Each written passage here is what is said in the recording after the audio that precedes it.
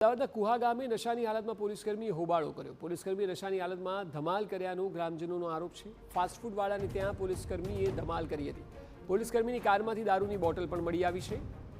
ગ્રામજનોએ પોલીસકર્મી સાથે મારામારી પણ કરી। ગ્રામજનોએ 112 પર કોલ કરીને પોલીસને જાણ કરી હતી। કળભા પોલીસે ફક્ત અરજી લઈને જ સંતોષ માન્યો છે। તો પોલીસકર્મી એ પીધેલી હાલતમાં હોય તેવી સ્થિતિ હતી, કારણ કે જ્યારે તે ઝડપાયો તેની કારમાંથી પણ દારૂની બોટલ મળી છે।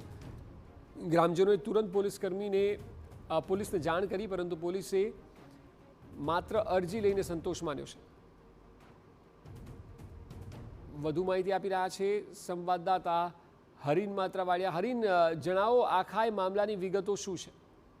બિલકુલ, જે રીતે સમગ્ર વિડીયો છે તે સામે આવ્યા છે અને પોલીસકર્મી સ્થાનિક લોકો છે તે પોલીસકર્મી હોવાનો આક્ષેપ કરી રહ્યા છે અને દારૂ પીધેલી હાલતમાં પોલીસકર્મી ત્યાંથી મળી આવ્યો હતો અને તેમણે એક કણબાનું જે કુહા ગામ છે ત્યાંની એક હોટલમાં પણ છે તેમણે ધમાલ મચાવી હતી। મહત્વનું છે કે તેમની ગાડીમાંથી છે તે દારૂની બોટલો, ખાલી અને ભરેલી દારૂની બોટલો મળી આવી હતી અને જે છે જે પત્તા કહી શકાય તે પણ મળી આવ્યા હતા। સ્થાનિક લોકોએ પોલીસને જાણ કરી હતી, પરંતુ સ્થાનિકનો આક્ષેપ પણ એવો છે કે સ્થાનિક પોલીસ આવી હતી અને ત્યારબાદ તેમને છે ત્યાંથી ભગાડી દીધો હતો। જોકે સમગ્ર મામલે હવે અરજી કરવામાં આવી છે ને તેના આધારે પોલીસ દ્વારા પણ છે તે તપાસ શરૂ કરવામાં આવી છે।